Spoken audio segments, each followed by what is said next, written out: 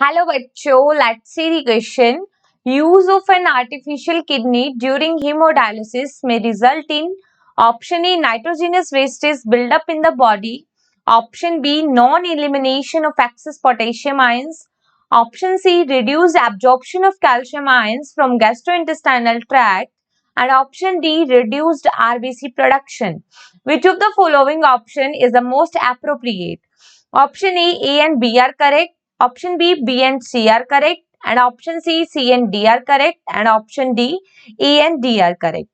देखो यहाँ पे हमें क्वेश्चन में बोला गया है कि आर्टिफिशियल किडनी का यूज किया जाता है ड्यूरिंग हीमोडायलिसिस, तो इससे क्या रिजल्ट होगा?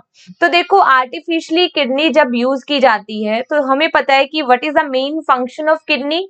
जो भी मेटाबॉलिज्म, जो भी सब्सटेंसेस होती हैं, ठीक है, जैसे कि जो भी नाइट्रोजिनस वेस्टेज होती है उसका एक्सक्रीशन करने के लिए जो मेन एक्सक्रीटरी ऑर्गन होता है दैट इज द किडनी.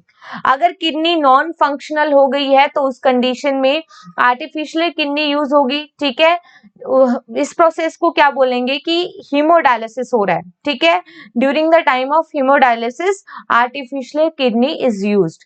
ठीक है, तो इस दौरान क्या होता है कि जो काम एक नॉर्मल किडनी कर रही थी वो एक आर्टिफिशियल किडनी करती है.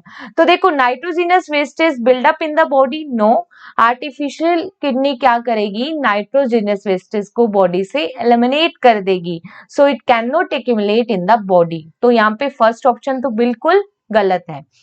अगर ए ऑप्शन इनकरेक्ट है तो देखो ए और डी ऑप्शन तो कैंसिल हो गया, क्योंकि इन दोनों में क्या गिवन है? ए. ऑप्शन बी में लिखा है non elimination of access potassium ion. तो देखो, अगर पोटेशियम आयन एक्सेस में हो रहे हैं तो उसका एलिमिनेशन भी होगा. ठीक है, बाय आर्टिफिशियल किडनी. तो ये भी क्या हो जाएगा? इनकरेक्ट. ऑप्शन सी में लिखा है reduce absorption of calcium ions.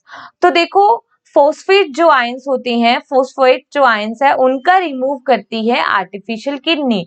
तो इन फोस्फेट आयन के साथ ही क्या होता है कि कैल्शियम आयंस का भी एलिमिनेशन हो जाता है, जिसकी वजह से गैस्ट्रो इंटेस्टाइनल ट्रैक्ट के अंदर जीआईटी में कैल्शियम आयंस का एब्जॉर्प्शन रिड्यूस हो जाएगा. तो ये पॉइंट बिल्कुल करेक्ट है यहाँ पे. ठीक है, ऑप्शन डी में लिखा है रिड्यूस्ड आरबीसी प्रोडक्शन. देखो, किडनी सिक्रेट करती है erythropoietin hormone that is responsible for the production of RBC. अब किडनी क्या हो रही है? नॉन फंक्शनल हो रही है. तो इस कंडीशन में आर्टिफिशियल किडनी के थ्रू इरिथ्रोपोइटिन हार्मोन का सिक्रेशन नहीं हो पाएगा उतना, तो इससे आरबीसी का जो प्रोडक्शन है वो रिड्यूस हो जाएगा. तो सी और डी दोनों यहाँ पे करेक्ट है. That's why our correct answer is option C, in which both C and D are given. So C is the correct answer. Best of luck.